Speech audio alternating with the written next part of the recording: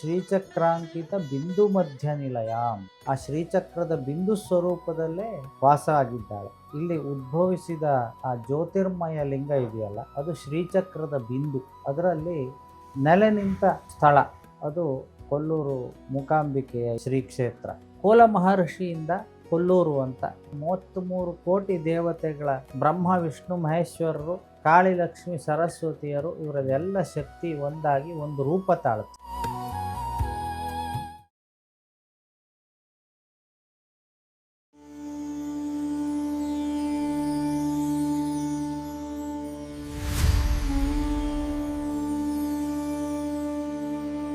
ನಮಸ್ಕಾರ. ಬಡಕಿಲಾ ಪ್ರದೀಪ್ ಯೂಟ್ಯೂಬ್ ಚಾನಲ್ನ ಎಲ್ಲ ವೀಕ್ಷಕರಿಗೂ ಕೂಡ ಸ್ವಾಗತ. ನಾವೀಗ ಕೊಲ್ಲೂರಿನಲ್ಲಿದ್ದೇವೆ. ಕೊಡಚಾದ್ರಿಯ ತಪ್ಪಲಿನ ಈ ಮನಮೋಹಕವಾದ ತಾಣ ಶ್ರದ್ಧಾಳುಗಳಿಗೆ ಭಕ್ತಿಯ ತಾಣವೂ ಹೌದು. ನಂಬಿಕೆಯಿಂದ ಬಂದವರಿಗೆ ಫಲವನ್ನು ನೀಡುವ ಆ ಮೂಕಾಂಬಿಕೆಯ ಕ್ಷೇತ್ರ ಇದು. ಆ ಕ್ಷೇತ್ರದಲ್ಲಿ ಕುಳಿತು ನಾವೊಂದಿಷ್ಟು ಕಾಲ ಶ್ರೀಚಕ್ರದ ರಹಸ್ಯವನ್ನು ತಿಳಿಯುವಂತಹ ಸುಸಂದರ್ಭ. ಆ ಸುಸಂದರ್ಭಕ್ಕೆ ಎಡೆ ಮಾಡಿಕೊಟ್ಟಿರುವಂತಹ ಕ್ಷೇತ್ರದ ಪ್ರಧಾನ ಅರ್ಚಕರಾಗಿರುವಂತಹ ಶ್ರೀ ಸುಬ್ರಹ್ಮಣ್ಯ ಅಡಿಗರನ್ನು ಕಾರ್ಯಕ್ರಮಕ್ಕೆ ಸ್ವಾಗತ ಮಾಡೋಣ. ನಮಸ್ತೆ. ನಮಸ್ತೆ. ಕಾರ್ಯಕ್ರಮಕ್ಕೆ ಸ್ವಾಗತ ಹಾಗೂ ನಿಮಗೆ ತುಂಬು ಹೃದಯದ ಧನ್ಯವಾದಗಳನ್ನು ಹೇಳ್ತಾ ಕಾರ್ಯಕ್ರಮವನ್ನು ಶುರು ಮಾಡೋಣ. ನಮ್ಮೆಲ್ಲರಿಗೂ ಕೂಡ ಆ ತಾಯಿ ಮೂಕಾಂಬಿಕೆ ಅಂದರೆ ನಂಬಿಕೆ. ನಾನು ಯಾವತ್ತೂ ಹೇಳೋದಿದೆ, ಅದನ್ನು ಇವಾಗಲೂ ಹೇಳ್ತೀನಿ, ನಂಬಿಕೆಯೇ ಅಂಬಿಕೆ ಅಂತ. ಅವಳಿಲ್ಲದೆ ಒಂದೇ ಒಂದು ಹೆಜ್ಜೆ ಕೂಡ ನಮಗೆ ಮುಂದೆ ಹೋಗೋದಕ್ಕೆ ಸಾಧ್ಯ ಇಲ್ಲ. ತೃಣಮಪಿ ನ ಚಲತಿ ಅಂತ ಅವಳ ಒಂದು ಇಚ್ಛೆ ಇಲ್ಲದೆ. ಅಂಥ ಅಂಬಿಕೆಯ ಬಗ್ಗೆ ಅಂದರೆ ನಾವು ಶ್ರೀಚಕ್ರವನ್ನು ಆರಾಧನೆ ಮಾಡಿ ಅದರ ಮೂಲಕ ಅವಳನ್ನು ಪ್ರಾರ್ಥನೆ ಮಾಡಿದ್ರೆ ನಮ್ಮ ಇಷ್ಟಾರ್ಥಗಳು ಸಿದ್ಧಿ ಆಗುತ್ತೆ ಅಂತ ಹೇಳುವ ನಂಬಿಕೆ. ಅದರ ಬಗ್ಗೆ ಹಾಗೂ ಆ ತಾಯಿಯನ್ನು ನಾವು ಆ ಶ್ರೀಚಕ್ರದಲ್ಲಿ ಅಂದರೆ 9 ರೀತಿಯ ಚಕ್ರಗಳು, ನಮ್ಮ ಮನುಷ್ಯನಿಗೆ 7 ರೀತಿಯ ಚಕ್ರಗಳಾದರೆ ದೇವಿಗೆ 9 ರೀತಿಯ ಚಕ್ರಗಳು ಅನ್ನೋದನ್ನು ಕೇಳ್ಪಟ್ಟಿದ್ದೀವಿ. ಸೊ ಇದೆಲ್ಲದರ ಬಗ್ಗೆ ಒಂದು ಪೀಠಿಕೆಯಾಗಿ ಒಂದಿಷ್ಟು ಮಾತನಾಡ್ತಾ ಅದ್ರ ಬಗ್ಗೆ ಒಂದಿಷ್ಟು ವಿವರವಾಗಿ ನೀವು ತಿಳಿಸ್ಕೊಡ್ಬೇಕು ಅಂತ. ಸರ್ವಮಂಗಲ ಮಾಂಗಲ್ಯೆ ಶಿವೆ ಸರ್ವಾರ್ಥ ಸಾಧಿಕೆ ಶರಣ್ಯೆ ತ್ರಯಂಬಿಕೆ ಗೌರಿ ನಾರಾಯಣಿ ನಮೋಸ್ತುತೆ. ಶ್ರೀಮಾತ್ರೇ ನಮಃ. ಇಲ್ಲಿಯ ಕೊಲ್ಲೂರು ಮೂಕಾಂಬಿಕೆಯ ಒಂದು ಸ್ತೋತ್ರ ಆದಿಶಂಕರ ಭಗವತ್ಪಾದರು ರಚಿಸಿದ ಒಂದು ಶ್ಲೋಕ ನನಗೆ ನೆನಪಾಗ್ತದೆ. ಶ್ರೀಚಕ್ರಾಂಕಿತ ಬಿಂದು ಮಧ್ಯ ನಿಲಯಾಂ ಪೀತಾಂಬರಾಲಂಕೃತಾಂ ಶಂಖಂ ಚಕ್ರವರಾಭಯಾನ್ ವಿದಧತೀಂ ಬಾಲೇಂದು ಮೌಳೀಂ ಶಿವಾಂ ಸಿಂಹಸ್ಯೋಪರಿ ಸಂಸ್ಥಿತಾಂ ತ್ರಿನಯನಾಂ ಮೂಕಾಸುರಧ್ವಂಸಿನೀಂ ಶ್ರೀ ಕೋಲಾಪುರವಾಸಿನೀಂ ಭಗವತೀಂ ಧ್ಯಾಯಾಮಿ ಮೂಕಾಂಬಿಕಾಂ ಅಂತ. ಹಾಗೆ ದೇವಿ ಲಲಿತೆಯನ್ನು ಶ್ರೀಚಕ್ರದ ಬಿಂದುವಲ್ಲಿ ಆವಿರ್ಭವಿಸಿದ್ದಂತ ಹೇಳ್ತಾರೆ. ಹಾಗೆ ಮೂಕಾಂಬಿಕೆ ಬೇರೆ ಅಲ್ಲ, ಆ ಲಲಿತಾ ಮಹಾತ್ರಿಪುರ ಸುಂದರಿ ಬೇರೆ ಅಲ್ಲ. ಹಾಗೆ ಹೆಸರು ಬೇರೆ ಅಂತ ಹೇಳ್ತೇವಲ್ಲ, ಹಾಗೆ ಈ ಲಲಿತಾ ತ್ರಿಪುರ ಸುಂದರಿಗೂ ಮೂಕಾಂಬಿಕೆಗೂ ಯಾವ ವ್ಯತ್ಯಾಸ ಇಲ್ಲ. ಯಾಕಂದರೆ ಇವಳು ಶ್ರೀಚಕ್ರಾಂಕಿತ ಬಿಂದು ಮಧ್ಯ ನಿಲಯಾಂ, ಆ ಶ್ರೀಚಕ್ರದ ಬಿಂದು ಸ್ವರೂಪದಲ್ಲೇ ಅವಳು ವಾಸ ಆಗಿದ್ದಾಳೆ. ಅಂದರೆ ಇಲ್ಲಿ ಉದ್ಭವಿಸಿದ ಆ ಜ್ಯೋತಿರ್ಮಯ ಲಿಂಗ ಇದೆಯಲ್ಲ, ಅದು ಶ್ರೀಚಕ್ರದ ಬಿಂದು. ಅಂದರೆ ಈ ಒಂದು ಪ್ರಪಂಚನೇ ಒಂದು ಯಂತ್ರ ಅಂತ ತಗೊಂಡ್ರೆ ಅದರ ಬಿಂದು ಸ್ವರೂಪ ಅಂದರೆ ಅದರ ಮುಖ್ಯ ಸ್ವರೂಪ, ಅದಕ್ಕೆ ಕಾರಣವಾದ ಸ್ವರೂಪ. ಬಿಂದು ಅನ್ನೋದಕ್ಕೆ ಪ್ರಾರಂಭ ಅಂತ ಅರ್ಥ ಇದೆ. ಹೀಗೆ ಅನೇಕ ಅರ್ಥಗಳಿದೆ. ಅದರಲ್ಲಿ ಆ ನೆಲೆ ನಿಂತ ಒಂದು ಸ್ಥಳ ಅದು ಯಾವುದಾದ್ರೂ ಇದ್ದರೆ ಅದು ಕೊಲ್ಲೂರು ಮೂಕಾಂಬಿಕೆಯ ಈ ಶ್ರೀ ಕ್ಷೇತ್ರ. ಜಗತ್ತಲ್ಲಿ ಅನೇಕ ಲಿಂಗಗಳು ನಾವು ಕೇಳಿದ್ದೇವೆ. 12 ಜ್ಯೋತಿರ್ಲಿಂಗ ಇದೆ.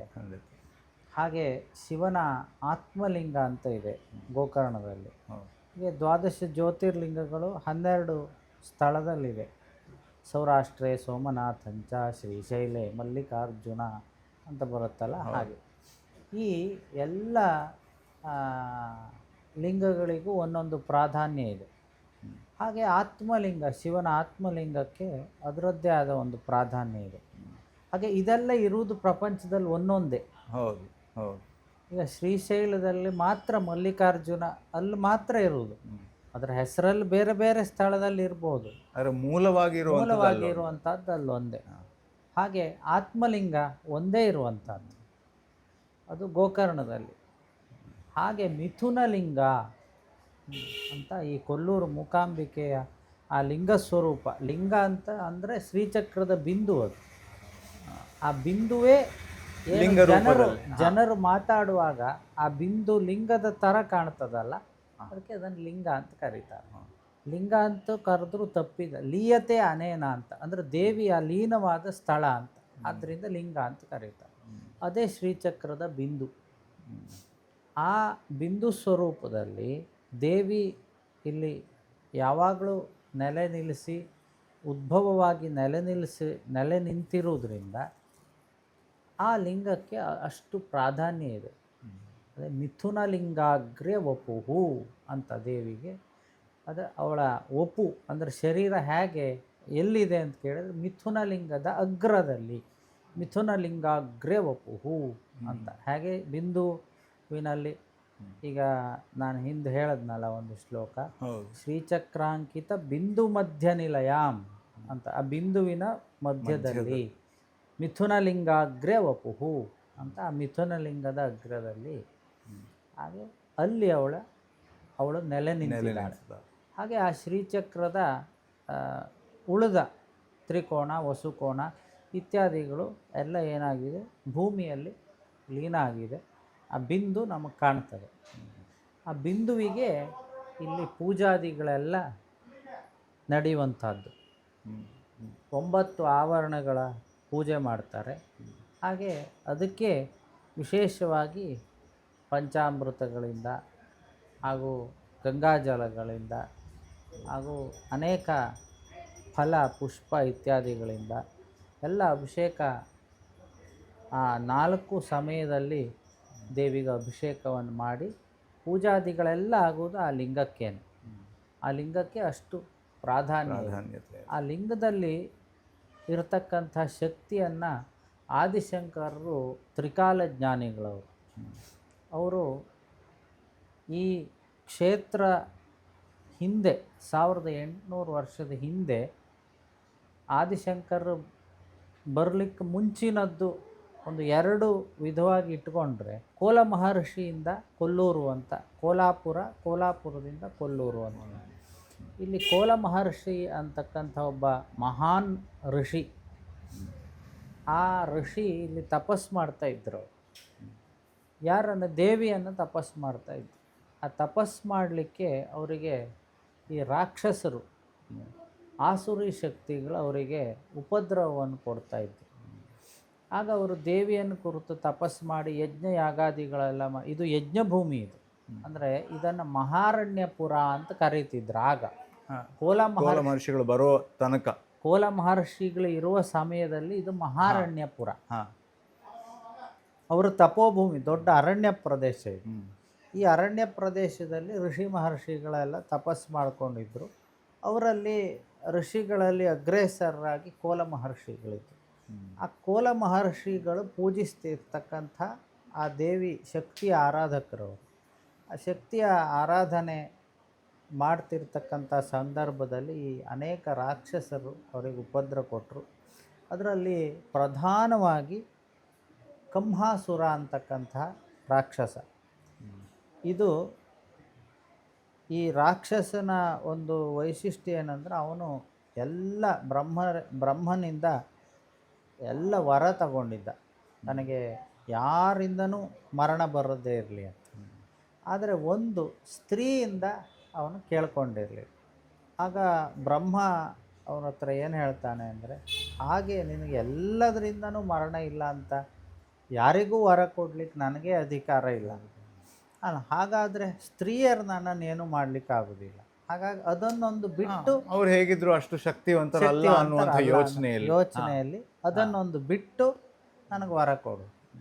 ಹಾಗೆ ಸ್ತ್ರೀಯರು ಬಿಟ್ಟು ಇವನಿಗೆ ಯಾರೂ ಏನು ಮಾಡಲಿಕ್ಕೆ ಆಗೋದಿಲ್ಲ ಅನ್ನುವಂಥ ಒಂದು ಸಂದರ್ಭ ಇರೋದ್ರಿಂದ ಅವನು ಇವರನ್ನೆಲ್ಲ ಉಪದ್ರವಿಸ್ಲಿಕ್ಕೆ ಪ್ರಾರಂಭಿಸಿದ. ಮತ್ತು ಇಂದ್ರನ ಇಂದ್ರ ಪದವಿಯನ್ನೇ ಇಂದ್ರನಿಂದ ಕಿತ್ತುಕೊಂಡು ಇಂದ್ರನನ್ನೆಲ್ಲ ದೇವಲೋಕದಿಂದ ಇಂದ್ರ ಅಗ್ನಿ ಆದಿ ಅಷ್ಟೆಲ್ಲ ದಿಕ್ಪಾಲಕರನ್ನೆಲ್ಲ ಅಲ್ಲಿಂದ ಓಡಿಸಿ ಇವಂದೇ ಸ್ವಯಂ ರಾಜನಾಗಿ ಇಲ್ಲಿರ್ತಕ್ಕಂಥ ಋಷಿ ಮಹರ್ಷಿಗಳಿಗೆಲ್ಲ ಉಪದ್ರವವನ್ನು ಕೊಡ್ತಾ ಅವನು ಈ ಆಸುರಿ ಪ್ರವೃತ್ತಿಯಲ್ಲಿ ಇದ್ದ.